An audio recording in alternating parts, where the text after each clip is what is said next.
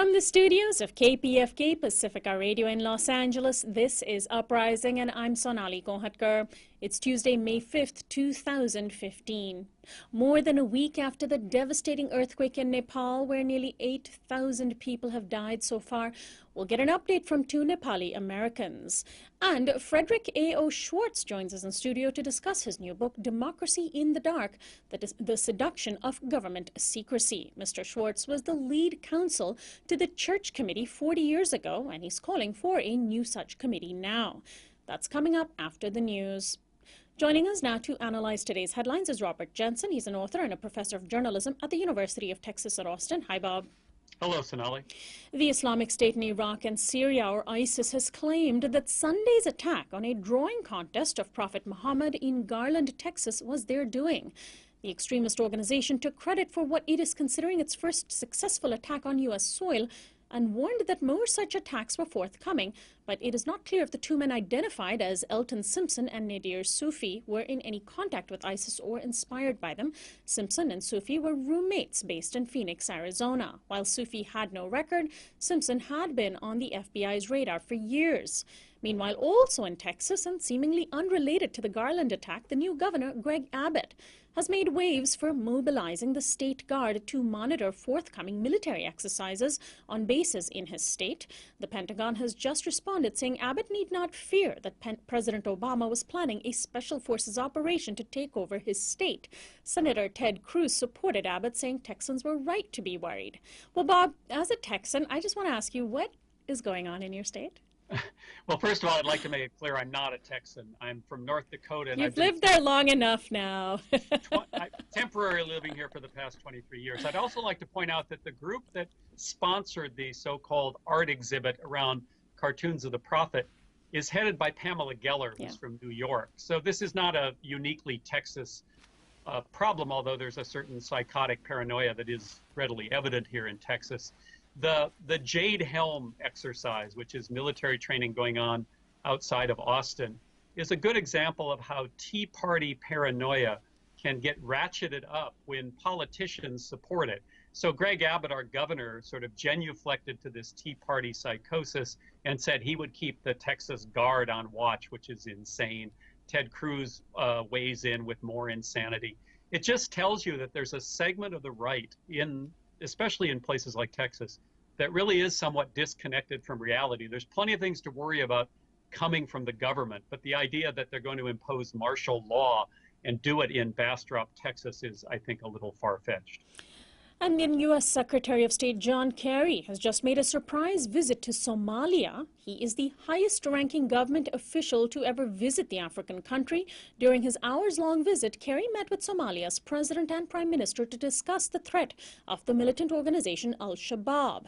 U.S. drone strikes have long targeted Al-Shabaab, and the result is that the organization is now even more dangerous, particularly in neighboring Kenya, where it launched an attack last month, killing 148 people.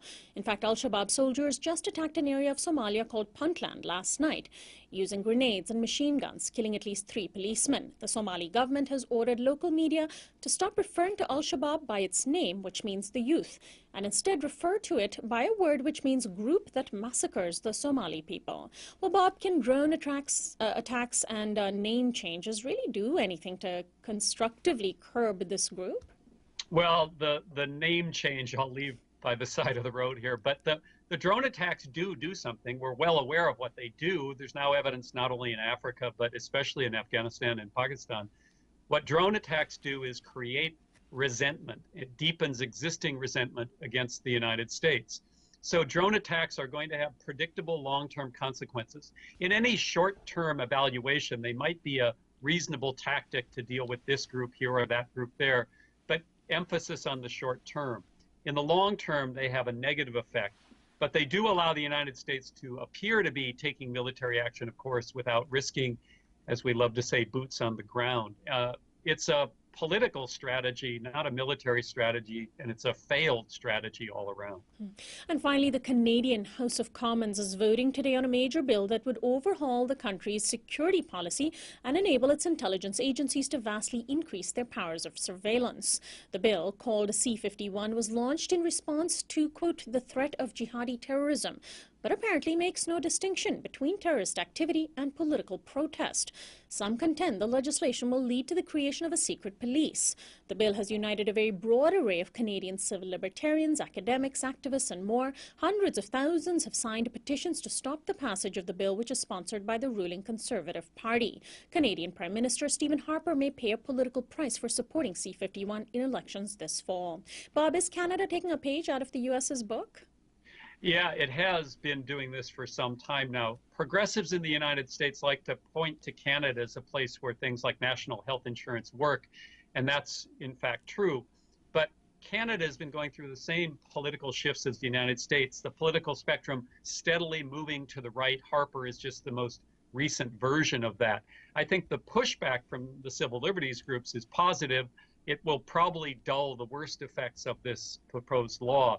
But I do think we have to realize that Canada is not some liberal progressive paradise to the north, and that it's been mimicking the U.S. goals of concentration of power. We see this not only on this terrorism bill, but of course on energy, the Harper government pushing the tar sands, the most dirty, dangerous, and destructive kind of energy extraction. In that sense, very much like the U.S. as well. Canada is no longer, I think, the place where all of us who are in the United States can pine to escape to. We have to be serious about the problems they have as well. Thanks, as always, Bob, for joining us. We'll talk to you next week. Thanks, Sonali. Robert Jensen is an author and a professor of journalism at the University of Texas at Austin. We'll be right back.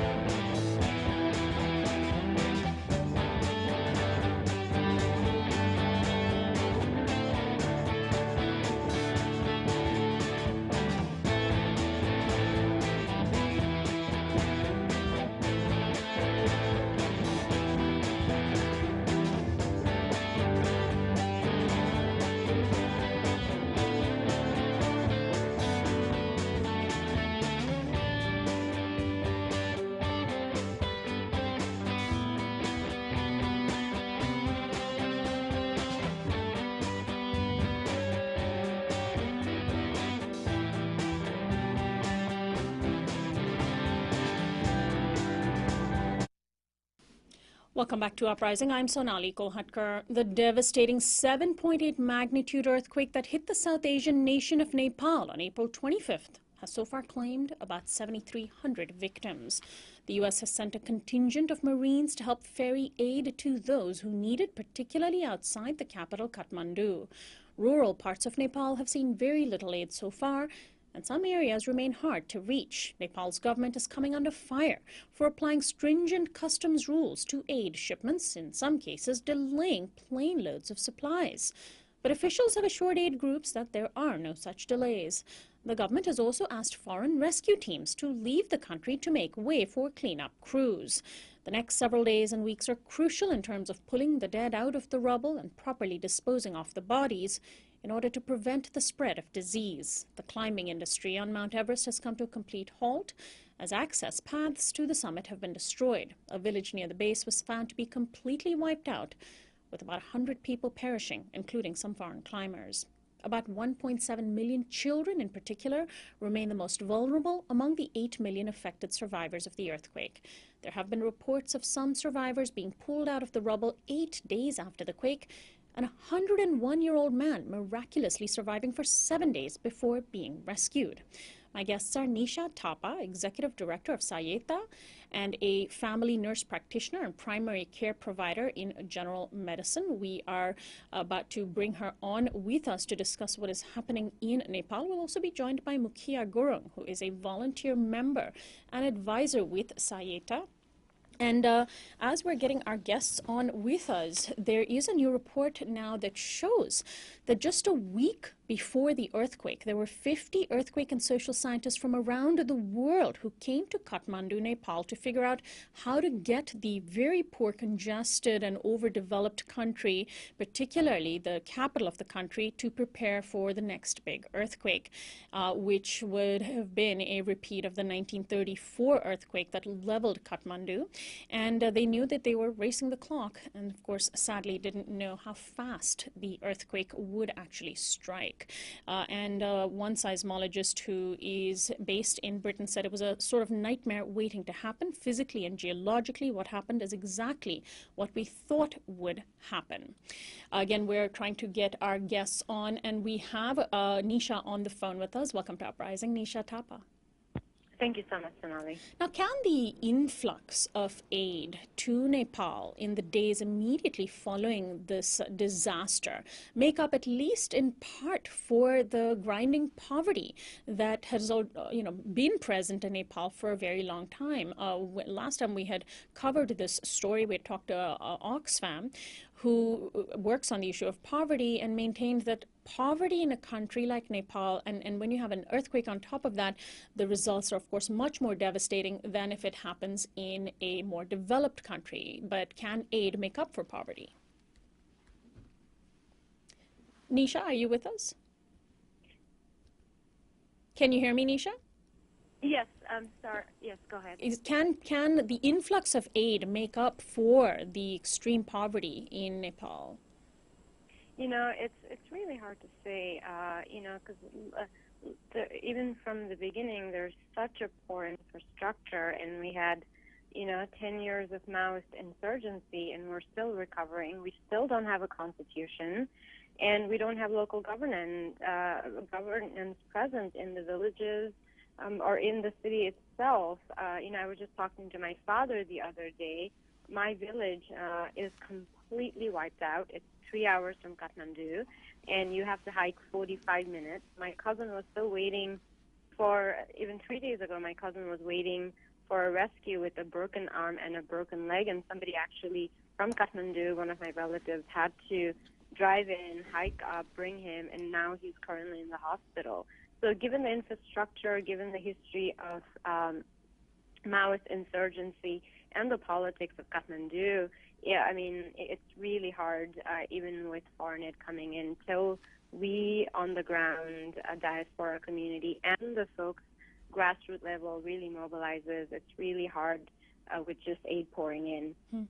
And with us also is Mukhiya Gurung, who is a volunteer member and advisor to the organization Sayeta. Welcome to Uprising, Mukhiya. Hey, good morning there. Thanks so much for joining us. Now, Nisha was telling us a little bit about her own family and how they've been impacted. Can you tell us how your family has been impacted by this earthquake? Yeah, at the moment, my family that lives in Kathmandu city, they're okay, but obviously there's millions of people that have been impacted by the earthquake. When the earthquake hit Kathmandu on April 24th, and when I heard it was a 7.8, I knew it was going to be a big disaster, and my immediate thought was to contact both my parents, and they're both in their late 70s with some medical condition, and they live on a building on a 5th floor, so my immediate thought was, I got to get them evacuated. So I called my mom up, she was on the phone, obviously panicking, and as we were on the phone talking, there were aftershocks that just kept rolling in, right? And some of these aftershocks were as high as 6.5 or 6.7. So being that they had some medical issues and they were not very mobile, I found myself in a sort of a dire situation trying to get them out, and without somebody being in there to help them, walk down the stairs and take them to an open field, I had very little choices. So I had to call quite a few of my friends and relatives, and all the phone lines were jammed. So it wasn't until the next day that I was able to get through to my nephew and my brother, and thank God they got there on time and got them evacuated, and they were able to live together in a makeshift shelter in an open field, like thousands of people that are out there, whether you're rich or poor, people are out there trying to help each other out and trying to basically make do of what little was there in terms of the devastation that's left people sort of frustrated. Now, Nisha, you mentioned the situation with your family, but I understand that you also actually lost two members of your family to the earthquake? Yes, two of my relatives were, immediately the house collapsed, the mud houses collapsed, and they passed away. I'm actually heading to Nepal on Thursday for 2 to 3 months, putting everything on hold here in Bay Area. Our group here has been really, really amazing. Just the local diaspora community and the Bay Area community have been so supportive. In less than a week, we've raised over $100,000. And I spoke to my dad. He seemed, really down. And, I said, I'm coming there and, we'll work together. And he said, what can you do with $100,000? There's such a massive disaster, $100,000, that is 1 crore rupees. You can't even build a few houses. So our goal is to be on the ground, work with the grassroots, mostly youth-based organizations, and people who are on the ground who would never get support or aid otherwise from other agencies. Our goal is to empower them, work with them, and work on not just immediate relief, but also work around long-term relief, because probably in 2 weeks or a month, Nepal will be lost, will not be talked about on the media, and we have to go on with rebuilding, empowering the diaspora community as well as the ground folks. Right. Already, media coverage has dropped pretty significantly. I want to talk about some of the issues on the ground in Nepal, particularly the political situation. First of all, Mukhiya, what do you make of the accusations that the Nepali government is stymieing aid delivery by strictly enforcing customs rules? The government is denying that it's doing this, but there are multiple groups saying that they can't get aid in, and it seems like the sort of least convenient time to strictly enforce customs rules. Yeah, I think that's been really frustrating for us, trying to mobilize our resources, trying to get supplies, whether it be shelter in terms of tents, tarps, or medical supplies into Nepal. And we personally talked to other agencies here as well as abroad that are faced with the same exact roadblocks, where there are tons of supplies that are trying to get into Kathmandu airport, but they're either stuck at the tarmac because there's lack of proper resources to distribute them, to mobilize them. I read an article a couple of nights ago that was published on the non-resident NRN website that indicated that there were about 30 tons of supplies stuck just in Hong Kong airport, right? So that's indicative of a much broader issue that's been a roadblock for this recovery effort. With that being said, we're also beginning to see that there's some activity in terms of getting those materials out, but it's not adequate enough to get to some of those remote areas on time. And Nisha, what do you make of the government apparently asking rescuers to leave? And there's a little bit of contradictory information out there. One government official told the New York Times that many of the rescue teams had refused to take part in the task of recovering dead bodies, so their relevance is now over, quote unquote. This is one government official.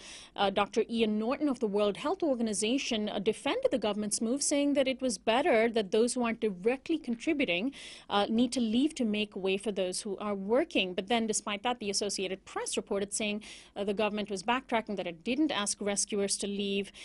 What do you make of all of that? It's really hard to really tell what's really going on without us being on the ground. But I have folks from American Nepali Medical Foundation who just left a few days ago, and they left even right after earthquake. So they've been on the ground trying to really mobilize the community there to work on rescue efforts. And, still villages, a lot of villages where there's no access to road, people need help, people need medical personnel to be there.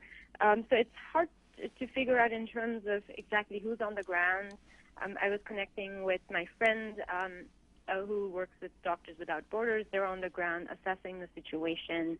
So it's really hard to tell because you get so many conflicting information, from folks who are posting information on Facebook. But Facebook also has been the only way to get real-time information. So it's really hard to tell, and I'd be happy to keep you posted when I when I leave on Thursday and communicate with you guys to see my first-hand assessment. Right. Now, Mukhiya, Nepal is in large part an agricultural economy. Still, monsoons are due in several months. How fast is the window for a planting closing, and how could that impact the dependency on aid in the next several months? There's, particularly in the rural areas where farmers are relying on being able to plant, the earthquake comes and just, completely devastates communities. And if they can't get crops into the ground, then aren't we looking at many, many more months of dependency on foreign aid?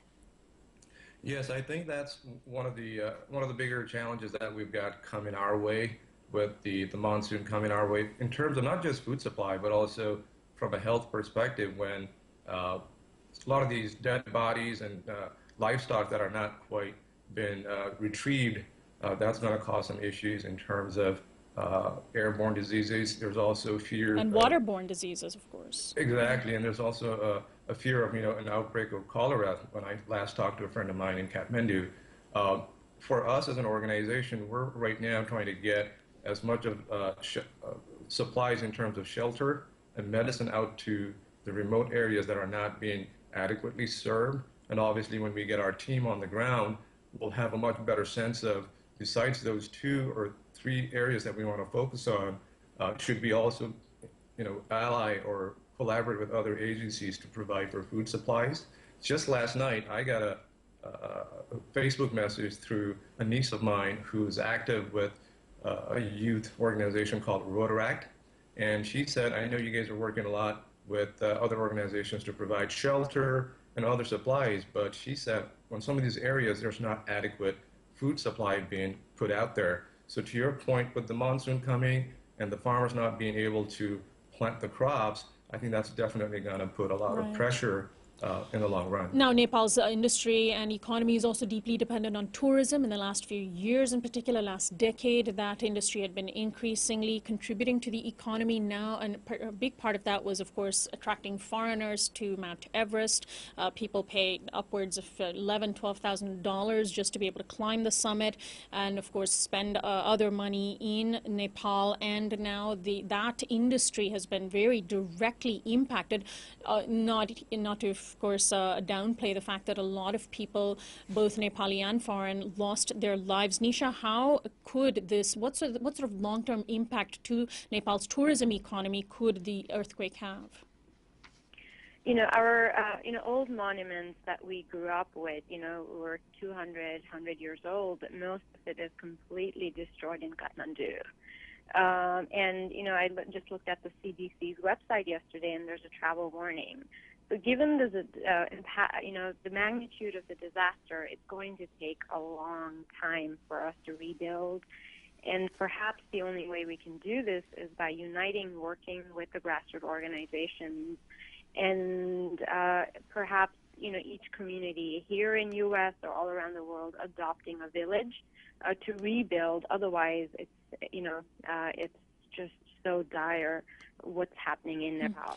Now, I would like to ask Mukhiya about another aspect which isn't getting as much attention, and which is that many of Nepal's young men are sort of not in the country. Like many South Asian nations, Nepal, many of the working age men in Nepal have left the country looking for work. They've gone to the Gulf Arab regions or countries like Malaysia and India, and they've left behind families, wives and parents and children. And now those who are overseas, sort of like yourself, are cut off from their families who might have been deeply impacted by the earthquake.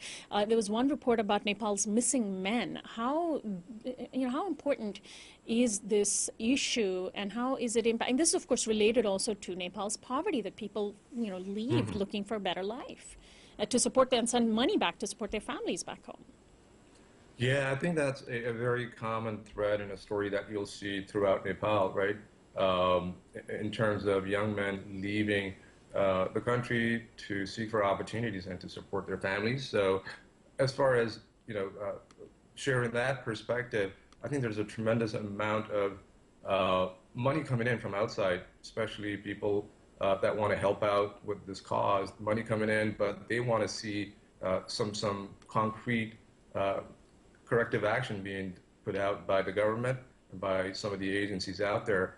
And as we've talked to other agencies and other community members, there's a collective sense that things need to move faster, and also things need to be more transparent and easier for aid agencies to be able to help these remote areas, so that folks like us that live overseas, we get to hear and see that there's adequate support and services being provided to the loved ones that are left behind.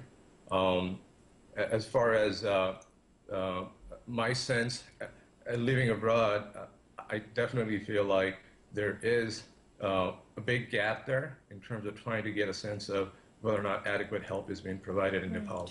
And Nepal has also struggled very deeply with sex trafficking. Apparently 15,000 young girls are trafficked out of the country each year, many ending up in brothels in India. There was a report about how the earthquake and the devastation of the earthquake is making Nepalese women and girls more vulnerable to traffickers. Nisha, I'm wondering if you can comment on that.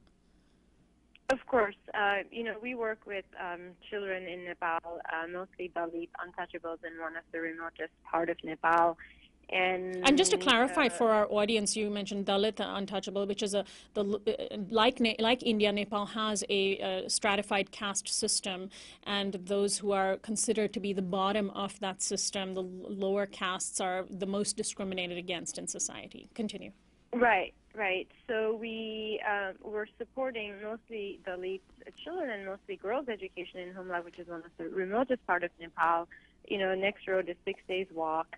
To make sure that the family is empowered to educate girls. So there's a lot of programs in Nepal, but the earthquake and the homelessness and not being able to farm, not being able to have access to food will definitely put people in such a vulnerable position. So we hope to, connect with the grassroots organizations there and work on, empowering the community to make sure that children are not trafficked. Right. And then let us also know, Nisha, about your trip to Nepal. You mentioned you're going there this week. How do you plan to get around? The situation is pretty grim there. You're planning on staying there for several months? Yes, I'm planning there, staying there for a couple of months. I'm hopefully, commuting back and forth, because this is going to be a long road to recovery.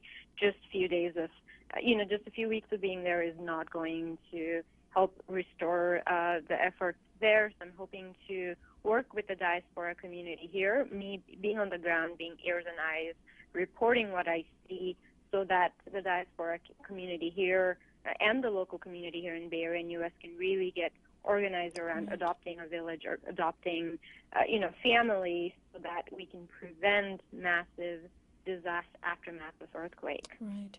And then finally, Mukhiya, what do you think our audience here in the United States needs to know about what's happening in Nepal and what role they can play? Because, of course, media coverage will drop off pretty rapidly while the need remains pretty strong.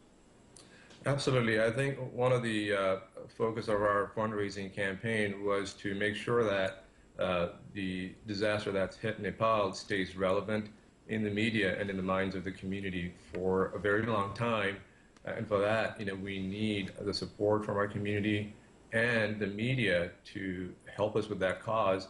So obviously, for listeners out there, the best way to learn about this issue and to help us with this cause is to visit our website, or perhaps other agencies that are working collectively to raise funds or to provide relief efforts in Nepal.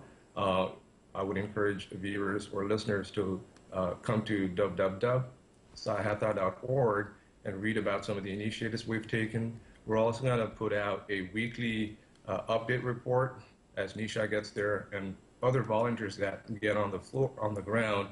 We're going to put out a weekly update so that our donors and our supporters and readers can get a real-time sense of what's going on, as well as the progress that we intend to make. And let me give out the website again and spell it out. The name of the organization is Sahayata, and the website is sahayata.org, hayeta.org. My guest is Nisha Thapa, Executive Director of Sahayata. She's also a family nurse practitioner and primary care provider in general medicine. Also Mukhiya, Gurung, a volunteer member and advisor to the organization. I want to wish the two of you best of luck to you and your families, and thanks so much for joining us. Thank you. This is Uprising, and I'm Sonali Kolhatkar.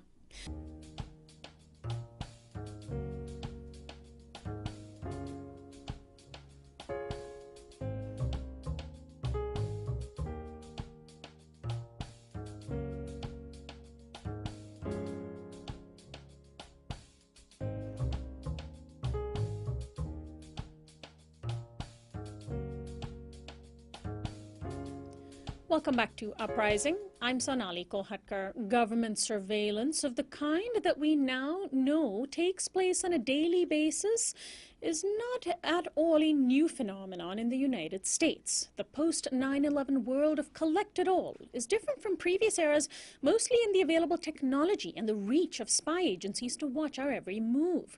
40 years ago, the Church Committee, named after Idaho Senator Frank Church, set out to investigate the extent of the government's spying activities at that time.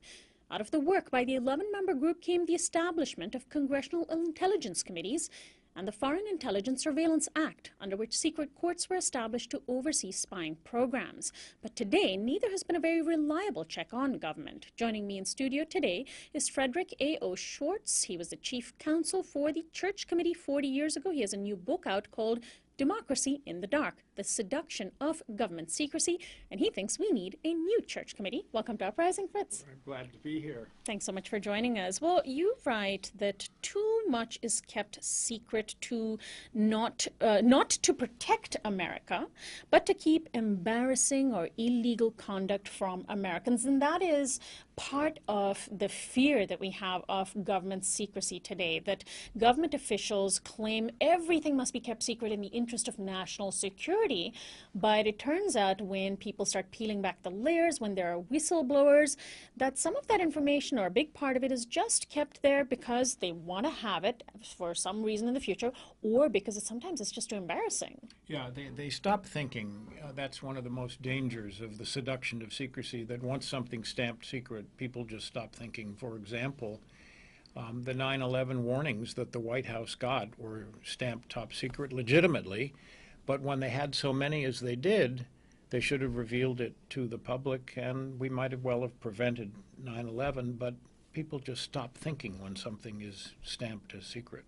So how does today's current surveillance state and system compare to what we had in the country in the 70s, or leading up to the 70s and through the 70s? Well, as you say, the technology is different. The technology is far more powerful. Senator Church went on television during the middle of our hearings and said we are at risk of being totally overcome by the surveillance.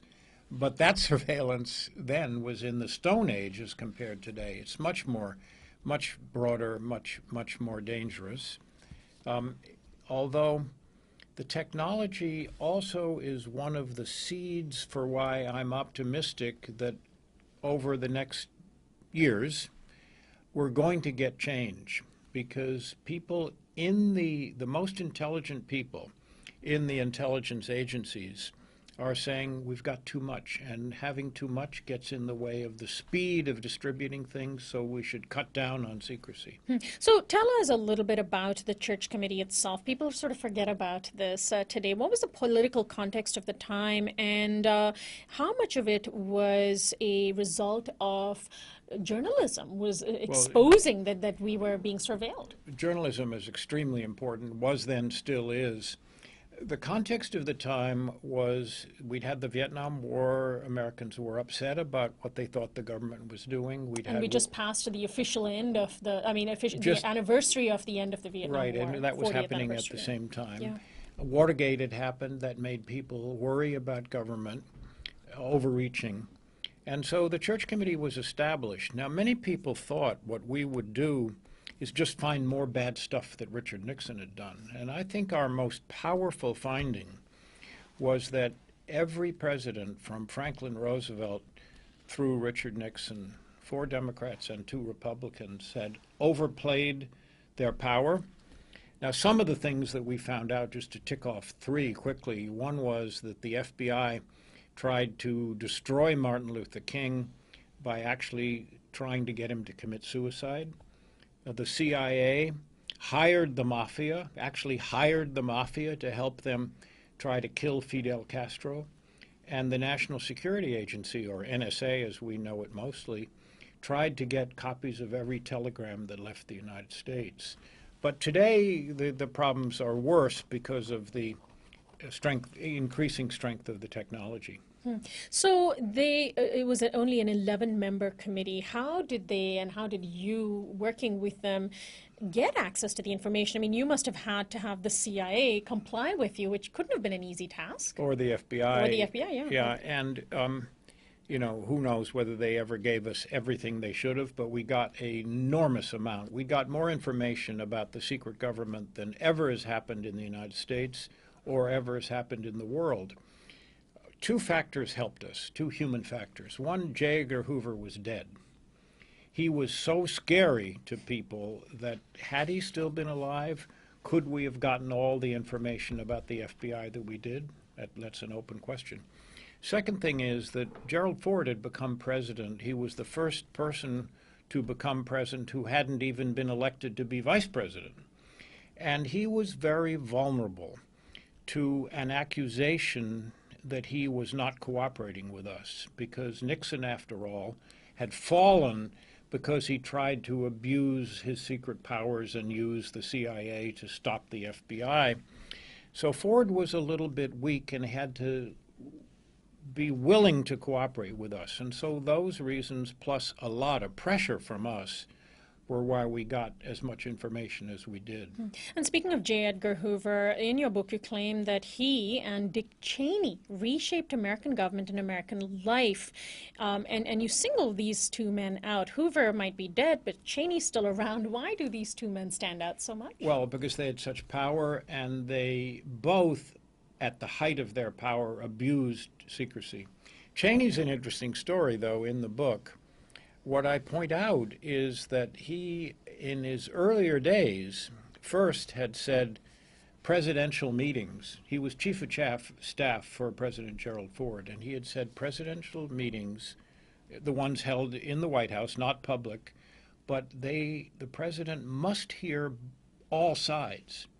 And of course, when he becomes vice president, his technique with George W. Bush was basically George W. Bush should hear only me, not all sides. The other, even more interesting one, is something I discovered in writing this book that had never been exposed before, that when Cheney was in Congress, he was a congressman from Wyoming, and he was the leading Republican on the so-called Iran-Contra investigation that investigated what Ronald Reagan had done in Iran to sell them weapons and to give money to the Contras in Nicaragua. But Cheney, in his long dissent from the majority opinion, wrote that a wise government, a wise White House, will not rely on excessive secrecy and will engage in something that he called democratic persuasion, which he defined as not doing something hard and important in foreign policy or national security area without having a full airing to the public. Right. And yet again, of course, when he was vice president, that was the farthest from the policy of the Bush administration. Why is secrecy so seductive, to paraphrase your subtitle? I mean, we supposedly live in democracies. The whole idea is that we need to have checks and balances on these sorts of abuses of power. And if we don't, what sets us apart from a dictatorship? Well, the key to democracy is the public getting information. And the key to that is journalism and the government itself behaving properly. But on the seduction of secrecy, it seduces both the writer and the listener. The writer, I'll give an example on each side. In the writer's case, right now, each year, 100 million new documents are stamped secret. That's a staggering amount. So if you want to have anybody read your memo. You better try to classify it as top secret, and even there are classifications even beyond top secret, because otherwise nobody's going to read it. Right. So in that sense, secrecy spawns more secrecy. Then in terms of the seduction to the listener is, first place, a lot of readers assume secrecy is the same thing as true. Secret is the same thing as true. And they decline to pay attention to things that aren't secret. For example, the CIA, which has been told to have a whole institute on what's called, which is on non-secret intelligence, is slow to do it. And way back in World War II, when we had made heroic efforts and great successes in breaking the Nazis' code, unfortunately, sometimes people who had access to that information didn't bother to look at other information. And so while it was wonderful, the seduction of the highly secret made you fail to look at things that aren't secret. And so a big part of what came out from 9/11 was government agencies needing to share information. But some people thought that even civil libertarians were worried about the sharing of information. Well, but the you can walk and chew gum, I think, and they were correct. The 9/11 Commission was correct that the CIA didn't tell the FBI some information that could have led to arresting a couple of the hijackers, and then that might have unrolled the whole plot. So they were right that the government agencies themselves should share. There are limits on everything. You know, you don't want to share, like J. Edgar Hoover did, all the dirt on people. And my point that I think an even more fundamental failure leading to 9/11 was that the White House didn't even think about releasing the very, very scary warnings it got, and it got a lot of them from the CIA, and just let those out to the public. And I lay out in the book why I think that very likely would have prevented 9/11. But it wasn't because they were bad people in this respect. It was because they just didn't think. My guest is Fritz Schwarz, whose book, Democracy in the Dark, The Seduction of Government Secrecy, lays out the case for, among other things, why we might need a new church committee. Let's talk about that. What could a similar committee to the one that you participated in 40 years ago, what would you like to see it be comprised of, or who I should say, and what would it do?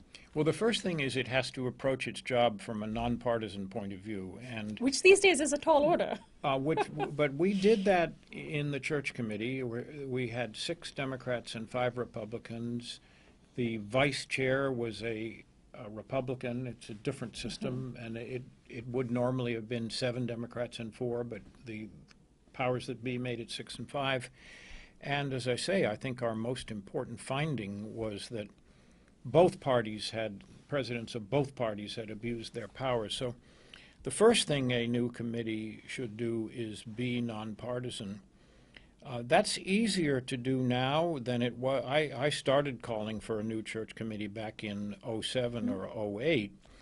And then one drawback would have been it only could have focused post 9/11 on the one administration, the George W. Bush administration. Today, a new church committee could focus on both a Republican and a Democratic, the Obama administration, and that, I think, helps it be nonpartisan. Then, assuming it's nonpartisan, it has to be rigorous. You have to get the information. But you also have to recognize that there are some legitimate secrets. There was at the same time as the church committee, which was in the Senate, there was a House committee, and it could have done enormously good work because it was focusing less on misbehavior, which in a way was what the church committee mainly did, and more on the quality of the work that was coming out of the intelligence community. But it was generally a failure because it did not recognize the legitimacy of some secrecy. So you have to start with the view that yes, there's too much, and yes, it lasts for too long, but you must recognize some secrecy is legitimate. Can you give us a historical example of what might be, should have been a legitimate secret? Well, I'll give you an example and then give an exception to it. Okay. A legitimate secret would be a weakness in your own military. And we can go way back to George Washington on that. George Washington concealed from the British and actually put out false information about the amount of ammunition, gunpowder, and weapons that he had as he sat in the hills outside Boston and the British sat in the city of Boston. And if the truth had been known, the British might well have been able to push Washington away and defeat his army very early in the war. Perfect example of legitimately keeping secret a military weakness. Now let's go up to the Iraq War. And you remember the situation where the IEDs, improvised explosive devices, were blowing up under American vehicles and blowing up the vehicle, the bottom of the vehicle, and blowing up the bottoms of the men and women that were sitting in the vehicle. Terrible results for those poor people who were hit by these devices. Now, it turned out, and this comes out in Robert Gates's recent autobiography, that a leak about the problem and how slow the military was in solving it, I think it was a leak to USA Today, and Robert Gates, Secretary of Defense, read about that leak, and he said, get going, fix this problem, fix it faster. So it was an example of where actually a leak about what was a military weakness, but nonetheless was helpful. So it's, right. I could give similar examples for every instance of legitimate secrecy and say, here's why it's generally legitimate, and here's an exception that limits your belief that it's legitimate. On the church committee and the idea to have a new church committee, I mean, one would imagine that a long-term fix to abuse of state powers on surveillance and other things is what's most desired. And perhaps a church committee 40 years ago thought they were doing that with the establishment of the yes. intelligence committees in the in houses of Congress, and also the creation of the FISA courts. But today, we have intelligence committees either not being given enough information, being spied on themselves, as we saw the Senate Intelligence Committee last year. On the torture report about the CIA, and the FISA courts literally being part of the problem and putting a stamp of approval on surveillance. Yeah. I'm sure 40 years ago you didn't expect that. We did not, and actually I know that Fritz Mondale, who was very involved,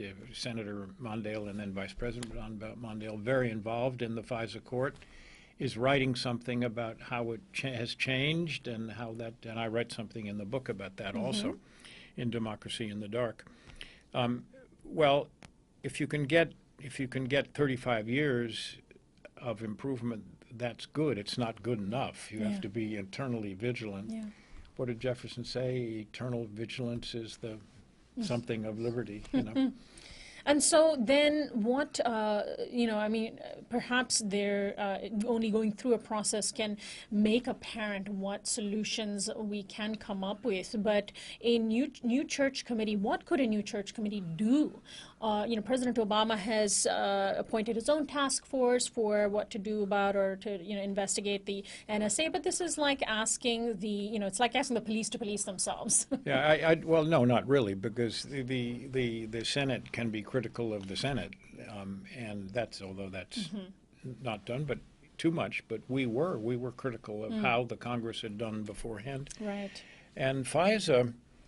One of the problems with FISA is it's now doing things that no court should do. The legitimate reason for the FISA court was to look at individual demands for information, warrantless wiretapping of a suspect. In the same way as in regular criminal cases, a magistrate in secret grants a warrant. Where FISA went wrong was when the government persuaded it to act not as a court deciding a narrow matter, but as in effect, a legislature, and it isn't a legislature, it's a court. Now, the new church committee will come. It doesn't have to come tomorrow, but it will come, and when it comes, we will learn facts that are worse than we thought we knew. We will learn more things. There are things we don't yet know. And that's what drives, one of the things that drives reform is people getting bothered by what they learn. Didn't the 9/11 Commission do some of what one might have expected a sort of church committee to do? I think it was narrower. In general, I think it did an extremely good job. And they were very nonpartisan, too. That was another one of their best. And the way they sat, they didn't sit Democrats in the left and Republicans on the right. They sat mixed up. The only thing I criticize them for is that they didn't say, well, the White House should have revealed, not exposed, the warnings that it had gotten. But they weren't designed to be a general review of the intelligence community. They were designed to look at one terrible specific event. And also, of course, what came out of the church committee that I'm guessing what you really want to happen is a perhaps greater transformation of our government system to put at greater checks and balances. I want to turn to the Obama administration. And as you said, any new committee that's formed can impartially look at the last two administrations, one Democratic and one Republican, to see, perhaps equal amounts of abuses of power. The Obama administration is interesting in that it boasts that it's the most transparent administration in U.S. history. We, of course, know that it's one of the most secretive, but we shouldn't be surprised by that claim, right? Well, I think as a generality, it's very common for people before they're elected to bow toward openness, and then after they are elected to bend toward secrecy. That's quite common. Obama is an interesting mixed story. I mean, he has done things that were more open. And when he started, he revealed the torture memos that had been kept secret, and that was an important step. But on a more structural basis, he has improved the transparency. He's improved the extent to which the intelligence agency's budgets are made known. It still has to be better, but he's improved it. He issued a lot of information on our nuclear capacity that was previously secret. Where he's been, I think, least good, most secretive, is in supporting the Justice Department's efforts to close down cases, for example, on torture, where some person found already to be innocent, not Khalid Sheikh Mohammed, but someone who was tortured and has been found to be innocent, and then brought a lawsuit against the United States for torture, and the Justice Department has uniformly succeeded in using something called the state secrets doctrine to get those cases dismissed. And another area in which the Obama administration has gone beyond its predecessors in secrecy is in threatening journalists and in some cases prosecuting whistleblowers. Yes, absolutely, and actively going after journalists like James Rise, in a story we've been covering quite a lot on our program. And on the issue of journalism, 40 years ago was the work of people like Seymour Hersh that revealed the CIA's dirty deeds. Today we have folks like Glenn Greenwald, James Risen, and others. Snowden also. And of course Edward Snowden, absolutely. You earlier in our conversation talked about how technology has not just increased the reach of surveillance, but it could also actually be a tool to curb surveillance. Is that because of the ease of being able to leak information these days? Well, that is one reason that when someone leaks now, I mean, it took Daniel Ellsberg to Pentagon Papers, which were, I think, a total of 7,000 pages, about 4 months to photocopy them. Yeah. Now someone like Manning or Snowden can you just Minutes, snap the finger, Yeah. and they have 1,000, 1,000,000 times as much volume. Now I lost your question, though. And so can technology actually help us curb Well, surveillance? technology can, because, as you say, leaks can be bigger, and I think most importantly, because the smart people in the agencies, and I developed this in the conclusion of my book, particularly talking about a book by a man called Joel Brenner, who'd been a high-ranking intelligence official, and who takes the position that the coin of the realm today in protecting the nation is speed of getting information to the right person. And when you have these enormous mountains of documents that are secret, he says, well, that inevitably makes it harder to act quickly. And we should the country should get over the idea that it's going to protect all this information, which, as you say, either through leaks or because there are other ways in which it's discovered, is going to come out anyway. We should get over that, and we should no longer rely on secrecy to protect ourselves to the same extent. Well, I want to thank you so much for joining us today and shedding some light on this information. And maybe in the next few years, we'll see if we do get a new church committee. Thank you so much. Well, we're going to get it sometime, and we're going to get reform sometime. And I hope my book, Democracy in the Dark, moves the debate along. My guest is Frederick A. Schwarz. He was a chief counsel for the Church Committee 40 years ago. He has a new book out that we've been discussing called Democracy in the Dark, The Seduction of Government Secrecy. This is Uprising. Bipasha Shom is our senior producer. Anna Buss is our assistant producer. Christian Beck is our production coordinator. Alexander Hobbs is our technical director. And Federico Garcia and Kiana Turner are our audio engineers. Annie Mendoza is our social media coordinator. Subscribe to our YouTube channel at youtube.com/uprising with Sonali. Your subscription maintains and supports our TV production. Our website is uprisingwithsonali.com. Our theme music is by Quetzal. I'm Sonali Kohatkar, host and executive producer of Uprising. I'll see you next time. Sure.